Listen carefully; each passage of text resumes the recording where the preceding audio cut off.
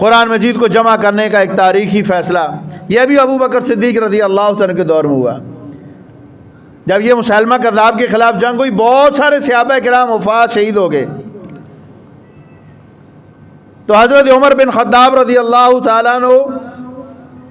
ان کو یہ خطرہ لاحق ہوا، ان کو یہ محسوس انہوں نے کیا کہ بہت سارے صحابہ شہید ہو گئے، تو کہیں ایسا نہ ہو کہ قرآن کا بہت سارا حصہ ضائع ہو جائے،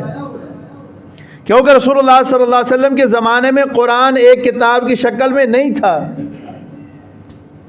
تو انہوں نے امیر المومنین سیدنا ابو بکر صدیق کو یہ مشورہ دیا کہ امیر المومنین ابھی بہت سارے صحابہ بھی موجود ہیں، حفاظ موجود ہیں نبی کریم صلی اللہ علیہ وسلم سے جنہوں نے براہ راست قرآن مجید سیکھا ہے، آپ ایسے کریں ایک کمیٹی بنائیں اور قرآن مجید کو ایک کتابی شکل میں جمع کر دیں۔ پہلے تو ابو بکر صدیق رضی اللہ تعالیٰ نے انکار کیا کہ جس کام کو رسول اللہ صلی اللہ علیہ وسلم نے نہیں کیا میں کیسے کروں۔ تو صحابہ نے عرض کی امیر المومنین مسئلہ یہ ہے کہ اس وقت قرآن نازل ہو رہا تھا، اب تو قرآن نازل ہونا مکمل ہو چکا ہے، تو آپ مہربانی کیجئے اس کو ایک کتابی شکل میں جمع کر دیجیے۔ سیدنا ابو بکر صدیق اللہ تعالیٰ ان کی قبر پہ کروڑوں رحمتیں نازل فرمائے، انہوں نے سیدنا زبیر رضی اللہ تعالیٰ عنہ کی قیادت میں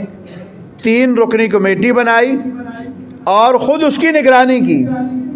اور کہا کہ تمام جتنے بھی شواہد ہیں ان کو اکٹھا کیا جائے، پھر ان پہ حلف لیا جائے کہ واقعتاً یہ قرآن مجید کی آیت ہے، اور اس کے اوپر گواہ لیے جائیں، اور پھر اس کو کتابی شکل دی جائے۔